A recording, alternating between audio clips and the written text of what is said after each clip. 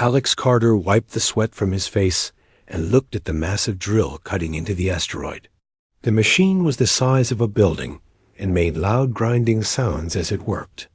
Around him, hundreds of workers in spacesuits moved like busy ants across the rocky surface of what used to be a normal space rock. But this was not normal mining work. This was something much bigger. The asteroid Kepler 442b was far from Earth, floating in empty space where no one would think to look. From the outside, it looked like any other mining operation the humans ran in the outer systems. Big machines, workers, and ships coming and going with loads of metal and rare materials. Alex knew better. He was one of only 50 people in the entire galaxy who knew what they were really building here. "Alex, come look at this," called out his assistant, Marie Lopez. She was standing next to a computer screen that showed the inside of the asteroid. The image looked like a huge empty cave, but Alex could see the metal framework they had been building for the past 5 years. "The inner shell is almost done," Marie said with excitement in her voice. "We can start putting in the big engines next month." Alex nodded and tried not to smile too much. The engines they were talking about were not normal ship engines. Each one was the size of a city block and could push something as big as a moon through space. No one in the galaxy had ever built engines this large. "Good work," Alex said. "Send the report to Admiral Morrison on Earth. Use the secret channel." While Marie worked on her computer, Alex walked to the edge of the mining platform and looked out at the stars. Somewhere out there, the alien races that controlled the galaxy were making plans to destroy humanity. They thought humans were weak and stupid. They were about to learn how wrong they were. 3 years ago, aliens had come to Earth in huge ships that blocked out the sun. The Zephyrians looked like living crystals that could change shape. The Kalari were like giant bugs that all shared one mind. The Void Walkers were the oldest and most powerful, and they could do things that seemed like magic. The aliens had told humanity that they were now part of something called the Galactic Council. Humans had to follow their rules and could only live in a small part of space near Earth. If they tried to expand or build too many ships, they would be destroyed. Most humans had been scared and agreed to the rules. But some people, like Admiral Jake Morrison and the secret team Alex worked for, had different ideas. "We will show them what human engineering can do," Morrison had said in their last secret meeting. "They think we are primitive because we use metal and fire to build things. They use energy and crystal technology. But they have never seen what happens when humans really try to build something big." Alex remembered the day 5 years ago when Morrison had shown him the plans for Project Titan's Forge. The Admiral had spread out papers on a table that showed drawings of something impossible. They wanted to turn entire asteroids and small planets into warships. Not just put weapons on them, but hollow them out and turn them into machines of war that could fly through space. "They will never expect this," Morrison had said. "While they watch our normal fleet and count our small ships, we will be building something they cannot imagine." Alex had thought the Admiral was crazy at first. How could you turn a planet into a spaceship? The amount of work and materials needed would be enormous. But then the scientists had explained how it could work using new technology they had developed in secret. The key was something called molecular engineering. Humans had learned to control matter at the smallest level, atom by atom. They could make materials stronger than anything the aliens had ever seen. They could build engines that worked by turning matter directly into energy. They could hollow out a planet and make it fly while keeping it strong enough to survive in battle. Over the past 5 years, Alex and teams like his had been working on 50 different asteroids and small planets across human space. Each team thought they were working alone, but Alex knew they were all part of the same huge project. When they were finished, Humanity would have 3 planet-sized warships. That could fight the entire alien fleet. His radio crackled with a message from Earth. "Alex, this is Admiral Morrison. We need to talk on the secure channel right away." Alex walked to the communication room deep inside the asteroid.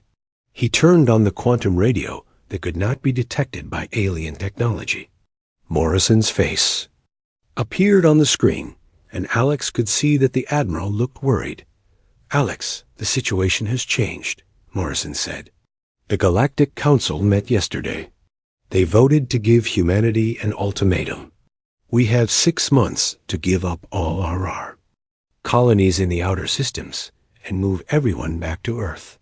If we refuse, they will send their fleets to force us." Alex felt his heart beating faster. 6 months? Are we ready? Morrison was quiet for a moment. "The other teams report that their projects are almost finished. We can have all 3 planet ships ready in 5 months if we push hard." "But Alex, once we show these ships to the galaxy, there is no going back. We will either win everything or lose everything." "What about the people who do not know about the project?" Alex asked. "The colonies, the normal fleet, everyone else?" "They will have to trust us," Morrison said. "When the alien fleets come, they will see what human engineering can really do.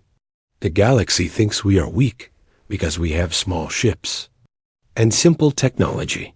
They are about to learn that sometimes the best way to solve a problem is to build something bigger than anyone thought possible." Alex looked around the communication room. The walls were made of the new super-strong material that could survive hits from alien weapons. The air recycling systems could keep millions of people alive inside the converted asteroid. The engines being installed could push the entire rock through space faster than most normal spaceships. "Admiral, we will be ready," Alex said.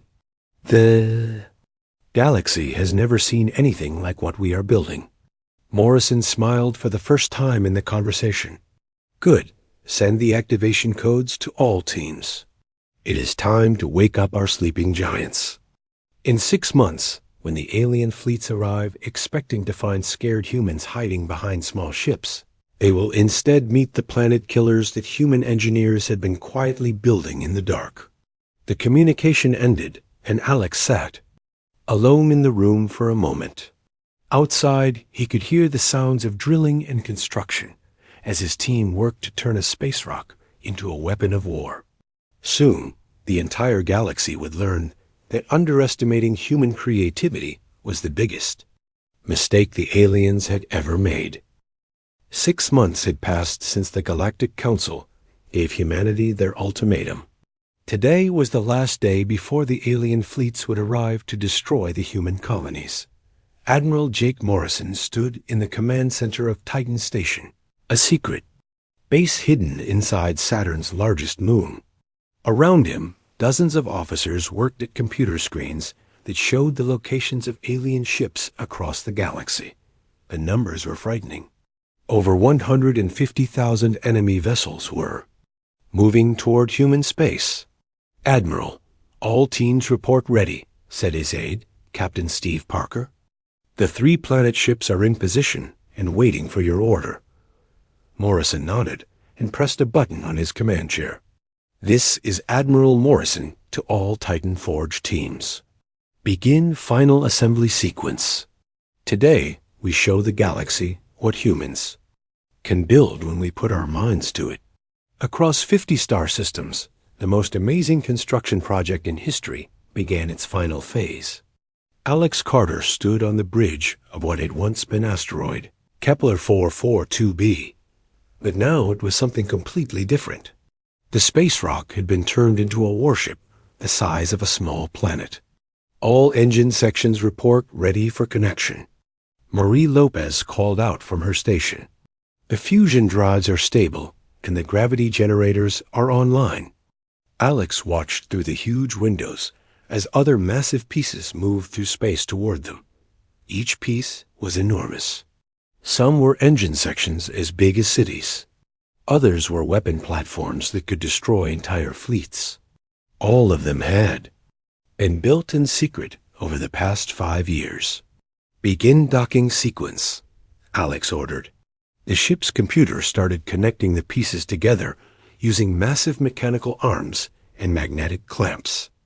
It was like watching a puzzle the size of a planet being put together in space. The first of the 3 planet ships was called Terra's Hammer. It was built from 5 large asteroids that had been connected together and covered with armor plating, stronger than anything ever made. Its weapons included thousands of missile launchers, energy cannons that could crack planets, and defensive systems that could stop almost any attack. The second ship, Liberty's Forge, was even bigger. It had been built from a small moon and contained factories that could build more ships and weapons even during battle. Its main weapon was a mass driver that could shoot chunks of metal at nearly the speed of light. The third ship, Freedom's Edge, was the fastest of the 3. Built from a captured comet, it could move through space quicker than most normal starships, despite being the size of a planet. Its job was to get close to enemy fleets and destroy them with short-range weapons.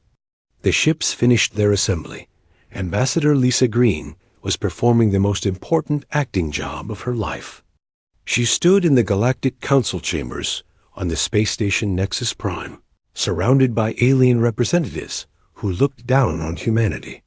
"Please, honored representatives," Lisa said, making her voice sound desperate and scared. "Humanity needs more time to prepare for the relocation.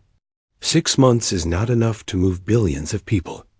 The Zephyrian ambassador Crystallis made a sound like breaking glass, which was how his people laughed. His crystal body reflected the lights in the chamber as he spoke. "Your species has had enough time. Human stubbornness will not be tolerated any longer." The Kalari representative was a giant insect-like creature that spoke with the voice of its entire species. "The hive mind has decided. Human expansion threatens galactic stability. You will return to your home system or be forced to comply." But the most frightening alien in the room was the Void Walker delegate. These ancient beings looked like walking shadows and had technology that could unmake matter itself. The Void Walker did not speak often, but when it did, everyone listened. "The human resistance ends today," the Void Walker said in a voice that seemed to come from everywhere at once. "Our fleets are already moving. In 12 hours, humanity will learn the price of defiance." Lisa bowed her head as if she was giving up hope. Inside, she was counting down the minutes until the alien fleets would get the biggest surprise in galactic history. Her job was to keep the aliens focused on the council chambers, while the real action happened in space not far from the political theater. The alien war fleets were moving through hyperspace toward human territory. The Zephyrian fleet consisted of 50,000 crystal ships that looked like flying diamonds. Each one could phase in and out of normal space and fire energy, beams that could cut through most materials. The Kalari brought 100,000 bioships that looked like giant space insects. These ships were alive and could heal damage during battle. They worked together like a swarm, coordinating their attacks through their shared mind. Most dangerous were the 10,000 Void Walker dreadnoughts. These ancient ships were black as space itself and could manipulate reality around them. They could make enemy weapons disappear or turn enemy ships inside out. The alien commanders were confident.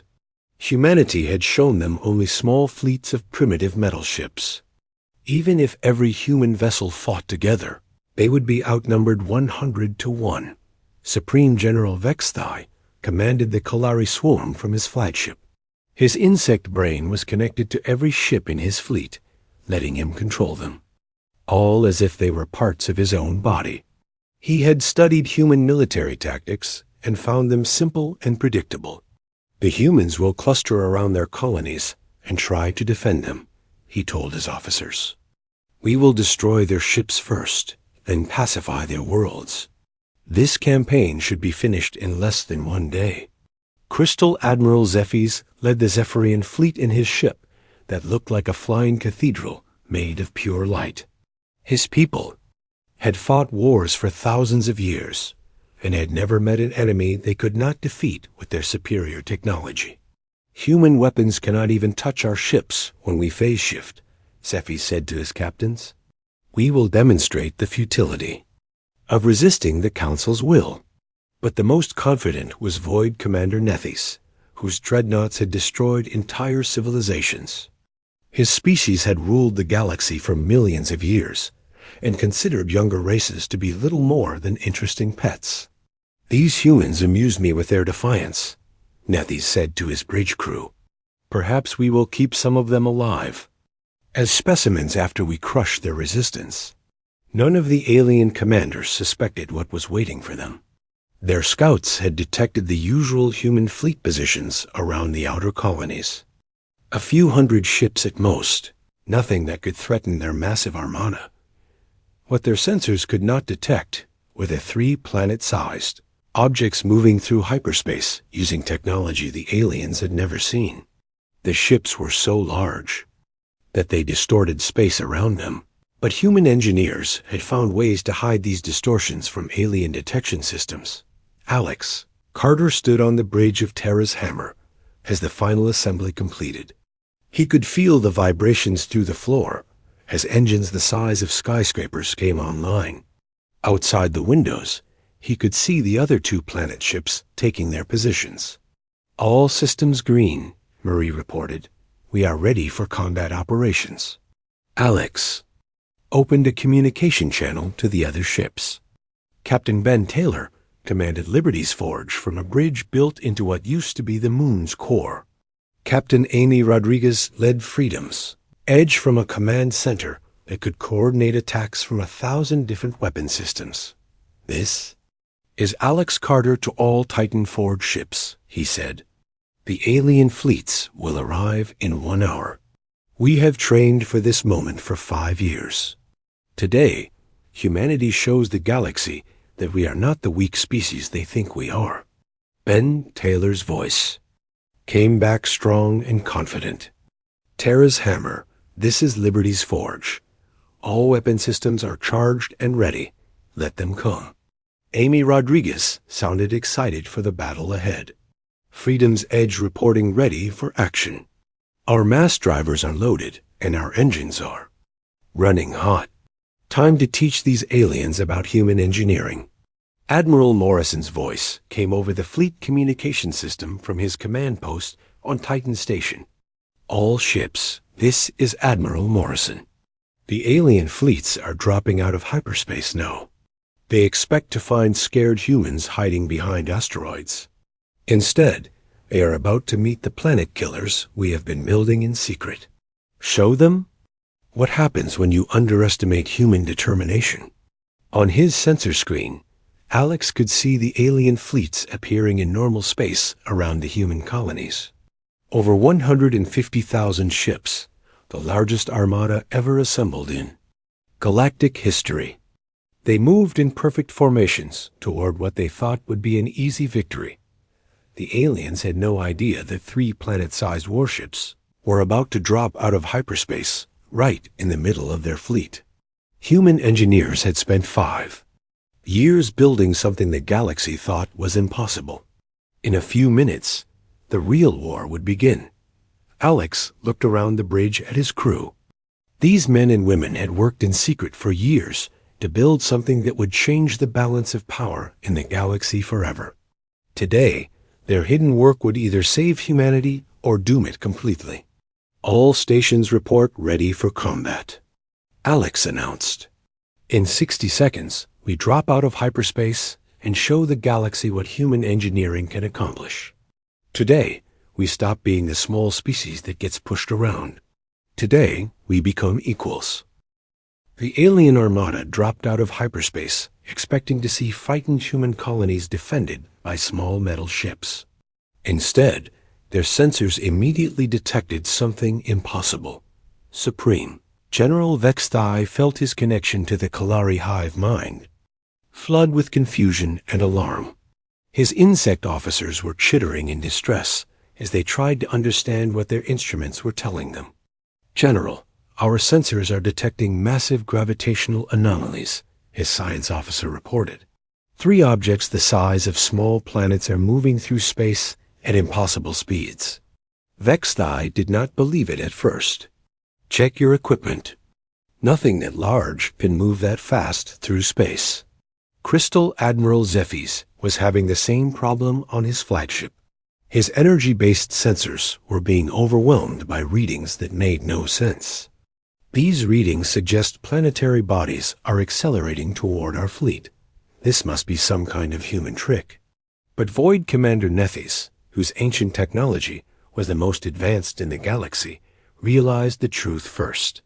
His black ships detected the massive fusion signatures and the gravitational distortions of something that should not exist. "All ships emergency evasive maneuvers," he ordered. "The humans have built mobile planets." Before the alien commanders could fully understand what was happening, space around them suddenly filled with light as 3 enormous objects dropped out of hyperspace.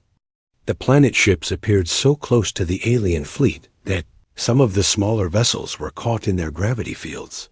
Terra's hammer emerged first, its surface covered with millions of weapon emplacements that immediately began targeting the nearest alien ships.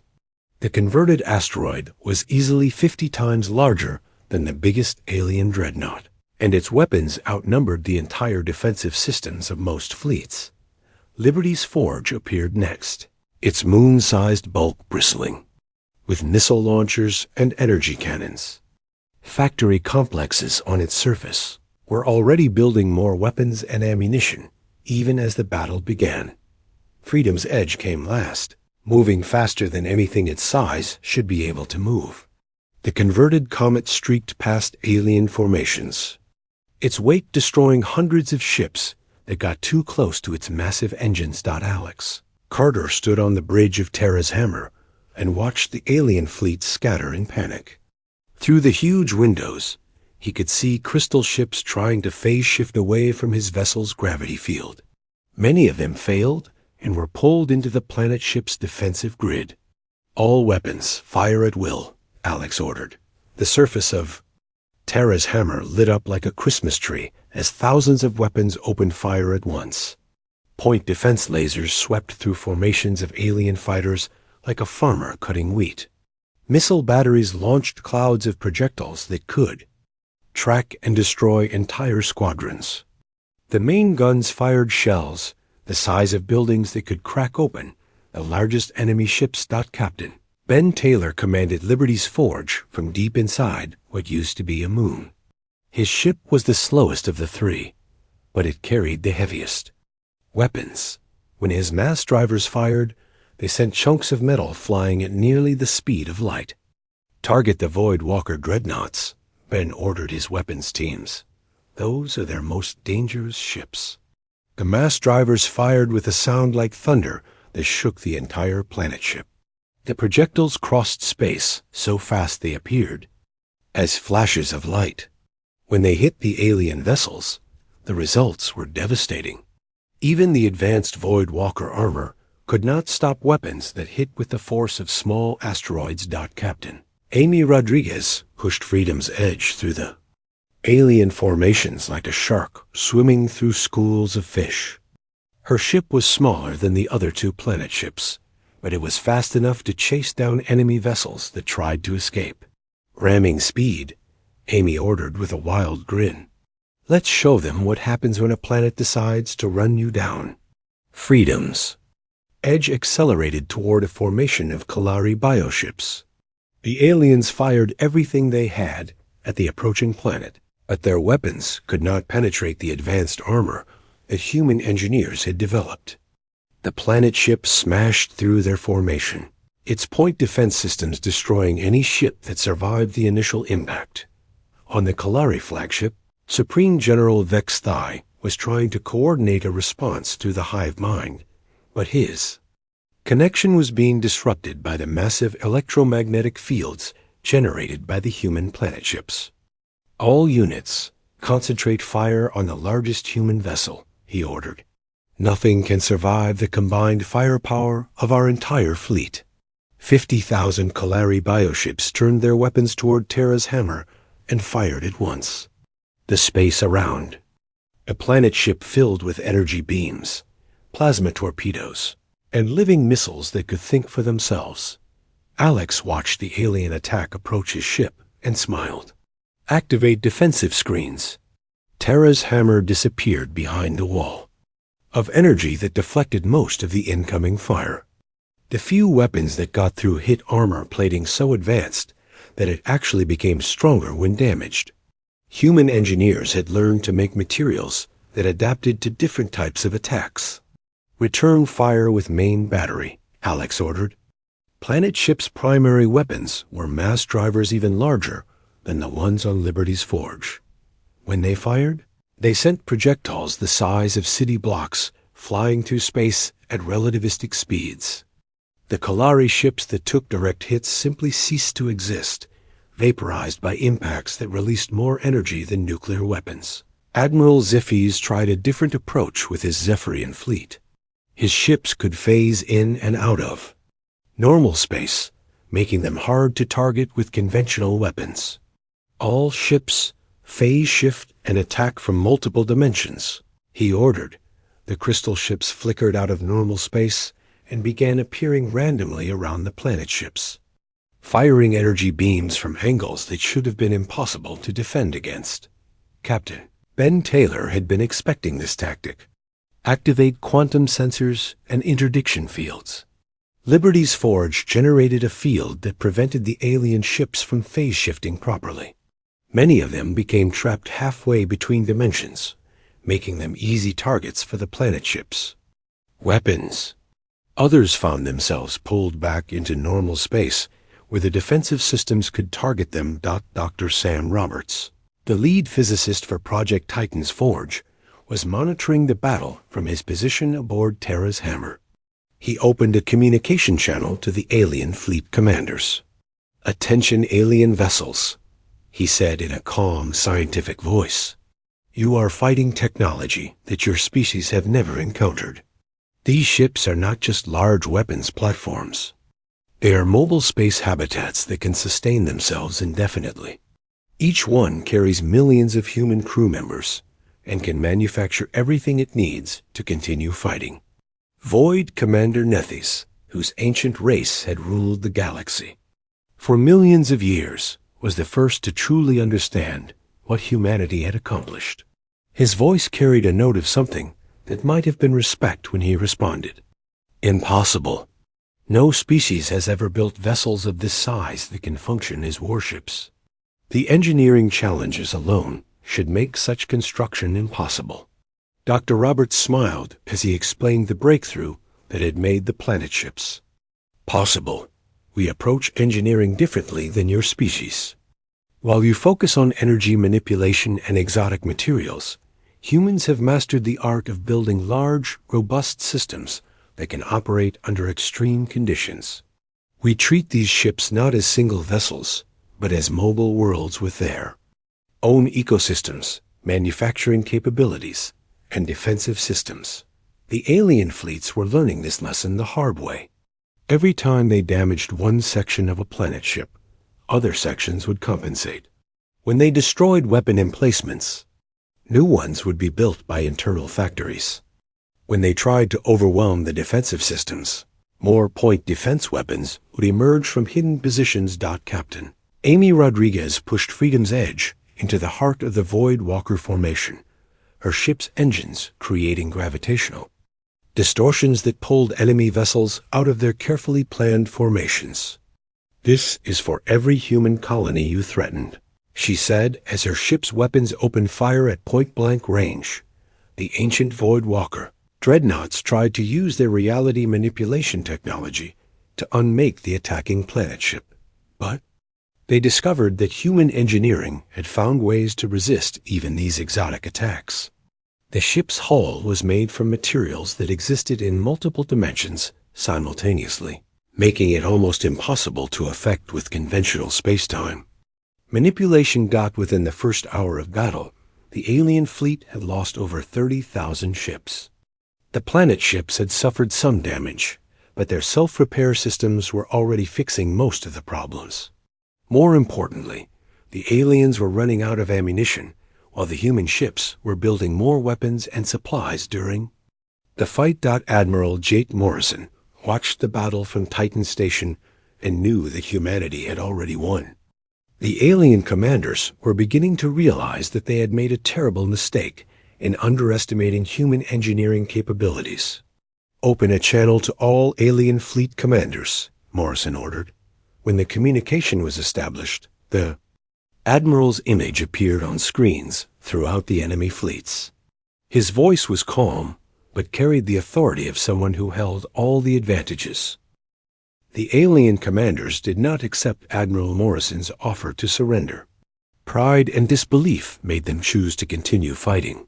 Even as their fleets were being destroyed around them, Supreme General Vex Thai sent desperate messages through the Kalari. "Hive mind to every ship in his swarm. All units, ignore individual survival. Focus all attacks on the human planet ships. We must destroy them before they reach our home systems." Crystal Admiral Zephys was equally determined to prove that his ancient race could not be defeated by newcomers to the galaxy. "Concentrate all energy weapons on a single target. Nothing can survive the focused power of our entire fleet." But it was Void Commander Nethys who made the most dangerous decision. The ancient being activated technologies that his species had not used for millions of years. Weapons so powerful they could damage reality itself. "Activate the Void Cannons," he ordered his flagship crew. "If these human constructs cannot be stopped by conventional means, then we must unmake them at the quantum level." Captain Ben Taylor was the first to detect the new threat from his position aboard Liberty's Forge. His sensors showed energy readings that went far beyond anything in the known physics books.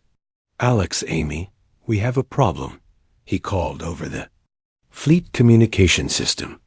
"The Void Walkers are charging weapons that can affect matter at the subatomic level. Our armor might not be able to stop this." Alex Carter looked at his tactical display and saw the dark energy building around the Void Walker dreadnoughts. Human scientists had studied this technology for years, but had never seen it used in actual combat. "All ships, prepare for quantum attack," Alex ordered.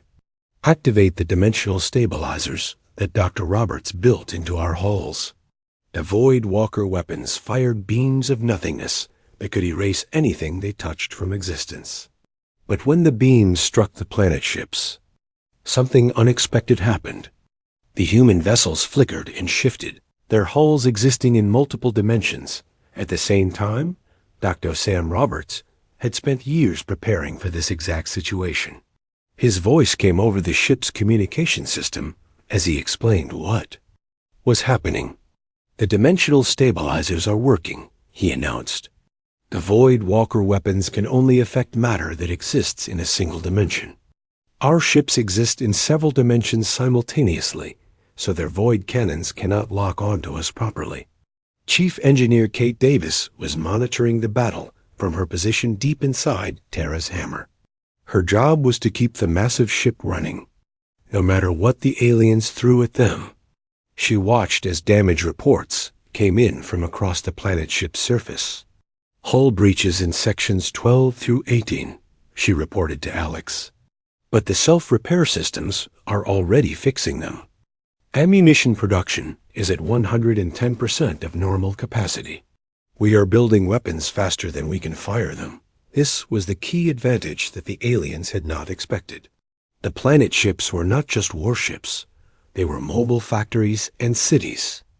Even during the heaviest fighting, internal systems continued to manufacture everything needed to keep the battle going. Captain Amy Rodriguez pushed Freedom's Edge through the alien formations like a force of nature. Her ship was faster than anything its size had any right to be, and she used that speed to devastating effect. "Ramming attack on the Kalari command ship," she announced.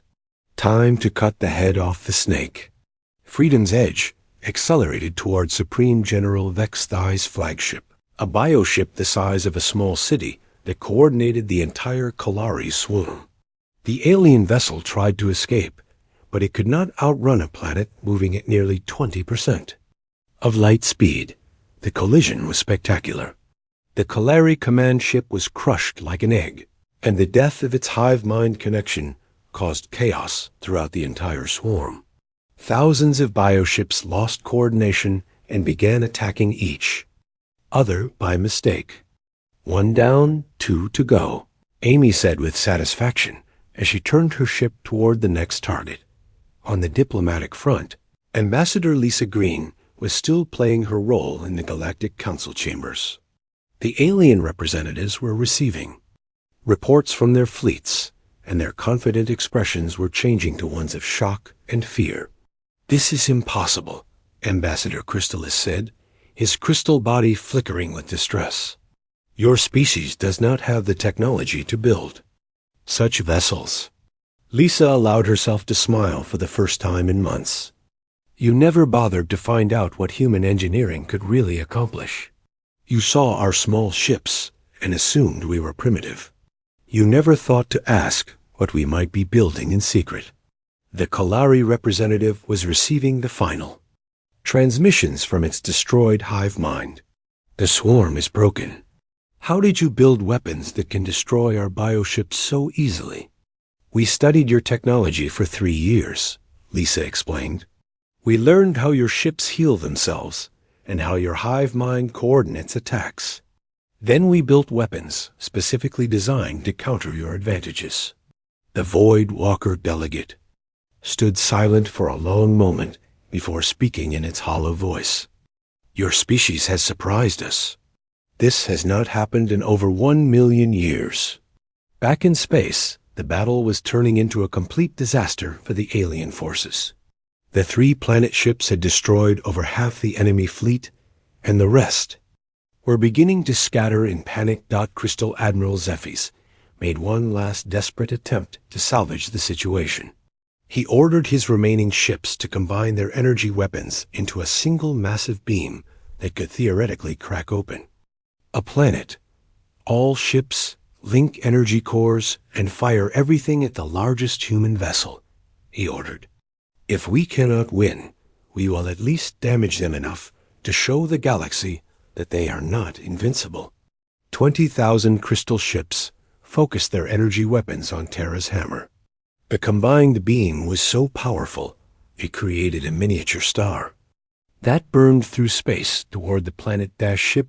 Alex Carter watched the attack approach and activated the ship's ultimate defensive system, Stellar Energy Absorption Mode. "Let's show them what happens when you try to attack a ship that can eat stars." Terra's hammer's hull suddenly changed color, becoming a deep black that seemed to absorb all light.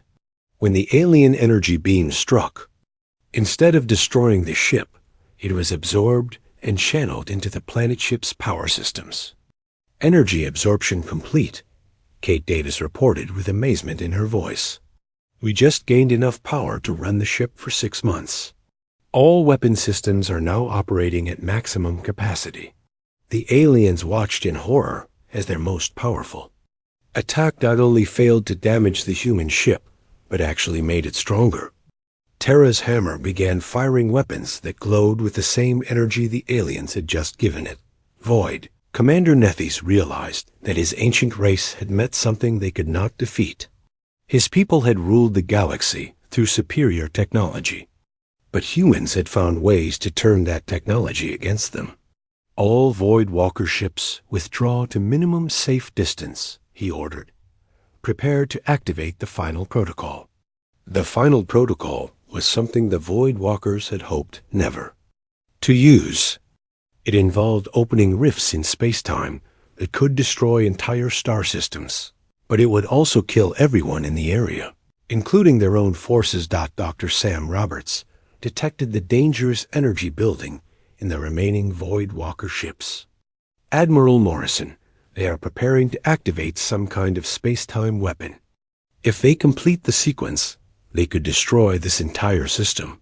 Admiral Morrison made the hardest decision of his military career. All planet ships prepared to link together. We are going to show them our final capability. Alex Carter had trained for this moment, but hoped he would never have to use it. Beginning ship linkage sequence. All crew members prepare for dimensional shift. The 3 planet ships began moving toward each other, their hulls extending mechanical arms and energy bridges. When they connected, they formed a single construct the size of a gas giant planet. The combined ship was more than just 3 vessels working together. It was a mobile fortress that could manipulate space and time around itself.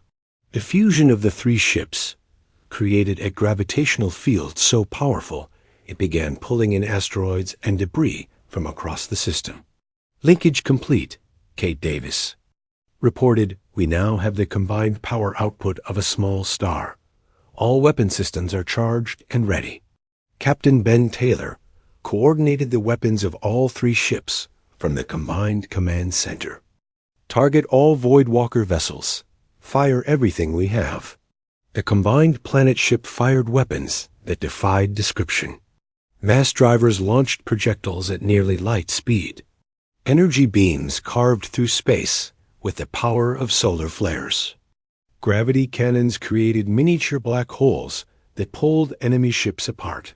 The Voidwalker fleet, the most ancient and powerful force in the galaxy, was destroyed in less than 10 minutes. Their reality warping technology could not save them from weapons that operated on a scale they had never imagined possible. Void Commander Nethys sent a final message before his ship was destroyed. Human engineers, you have accomplished something that should have been impossible. Your species will reshape the galaxy. The remaining alien ships, less than 10,000 out of the original 150,000, finally accepted the reality of their situation. They sent surrender signals and began withdrawing from human space.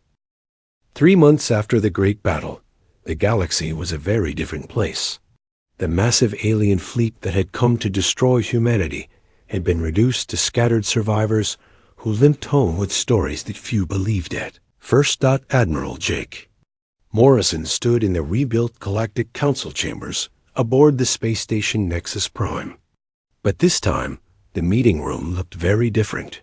Through the huge transparent dome overhead, the massive bulk of Terra's hammer floated in space like a small moon, its weapon systems clearly visible to anyone who looked up. The seating arrangement had changed too. Where once the alien representatives had sat in elevated positions, looking down at the human ambassador, now all the seats were at the same level. The message was clear. Humanity was no longer asking for permission to exist in the galaxy. The new galactic accords are simple, Morrison announced to the assembled alien delegates. All species will be treated as equals. No more territorial restrictions based on perceived military weakness. No more ultimatums or threats of pacification. Ambassador Crystallis, the Zephyrian representative, had lost much of his earlier arrogance. His crystal body flickered nervously as he spoke. Admiral Morrison, your species has demonstrated superior military technology. But surely you do not intend to dominate the galaxy through force. Morrison smiled, but his eyes remained cold. We have no interest in ruling anyone. We simply want to make sure that what happened to us never happens to any other species. The days of stronger races bullying weaker ones are over. The new Kalari representative was a smaller creature than the previous one. The great hive mind had been damaged when their command ship was destroyed, and it would take years for them to rebuild their coordination networks. The hive mind accepts the new accords, the Kalari said in a much quieter voice than their species normally used. We have learned that unity does not always mean strength. The Voidwalker delegate was the most changed of all. The ancient being seemed somehow smaller, less confident than before. The destruction of their fleet had shaken their entire civilization. The Voidwalkers agreed to the terms, the ancient creature said. Your species has taught us that even the oldest powers can be surprised by new ideas. Alex Carter watched the proceedings from his position aboard Terra's hammer. The planet ship, was now permanently stationed near Nexus Prime, as a reminder to the galaxy of what human engineering could accomplish. But it was far from the only one. Chief Engineer Kate Davis approached him with a datapad showing the status of the expanded project. "Alex, construction report. We now have 7 planet ships in various stages of completion. The new ones are even more advanced than the original 3. Alex nodded as he reviewed the numbers. The galaxy's attempt to destroy humanity had backfired completely. Instead of stopping human expansion, it had convinced Earth's government to fund the largest construction project in history. "How are the other teams doing?" Alex asked. "Captain Ben Taylor is overseeing the construction of 4 new ships in the Centauri system," Kate reported. "Captain Amy Rodriguez is working on 2 more near Jupiter. Dr. Sam Roberts is designing even larger vessels that could house entire populations."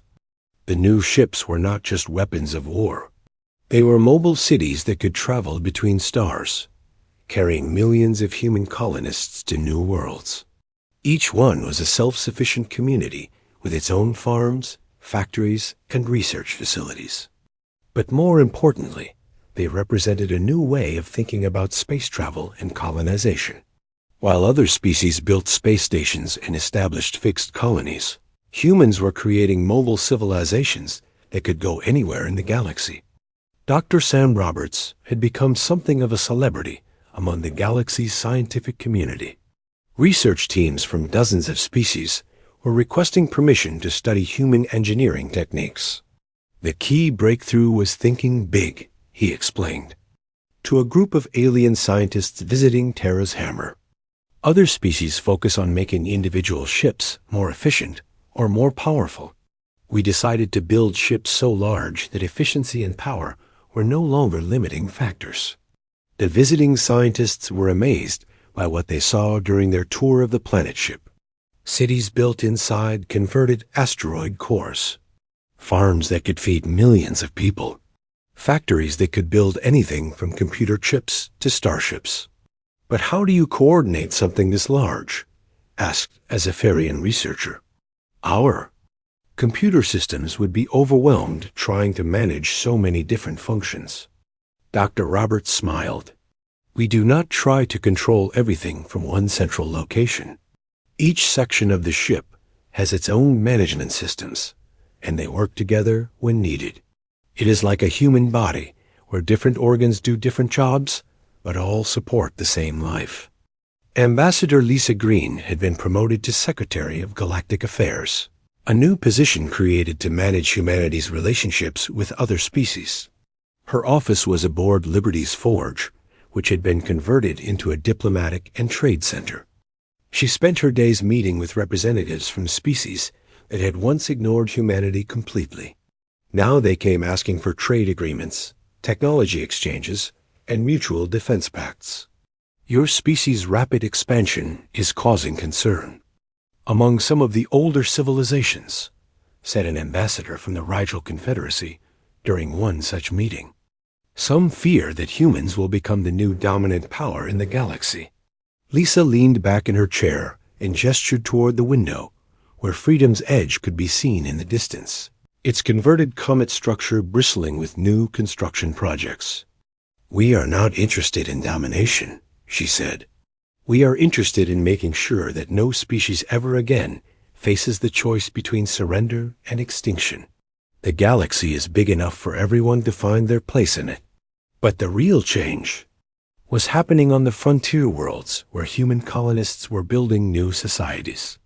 The planet ships had made it possible for humans to settle in any system they chose, regardless of whether it had suitable planets. If a system had only gas giants, humans would park a planet ship in orbit and use it as a base for mining operations. If a system had hostile aliens, the mobile cities could defend themselves or simply move somewhere else. Captain Amy Rodriguez had taken Freedom's Edge to the galactic rim, where she was exploring systems that no other species had ever visited. Her ship had become home to over 5 million humans who were mapping new star systems and establishing trade routes. "We found something amazing out here," she reported during her monthly communication with Earth. A system with planets that are almost exactly like Earth, but with no intelligent life.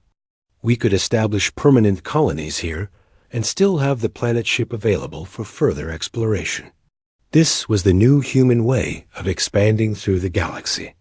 Instead of fighting other species for territory, they were finding empty systems and building new civilizations from scratch. The planet ships made it possible to move entire populations across vast distances. Back on Earth, the government was dealing with requests from dozens of species who wanted to learn human engineering techniques. Some offered technology trades, others promised territorial concessions, and a few simply begged for help defending against aggressive neighbors. "We will share our knowledge," Admiral Morrison announced during a public broadcast that was transmitted across the galaxy. "But we will not build weapons for others to use in wars of conquest. Human engineering will be used to build, not to destroy." The galaxy was slowly learning to adapt to the new reality. Species that had relied on military strength to maintain their positions were being forced to find other ways to remain relevant. Trade, diplomacy, and scientific cooperation were becoming more important than the size of their battle fleets. The Zephyrians, who had once been the galaxy's premier military power, were now focusing on energy research and artistic pursuits. The Kalari were rebuilding their damaged hive mind and exploring new forms of collective intelligence.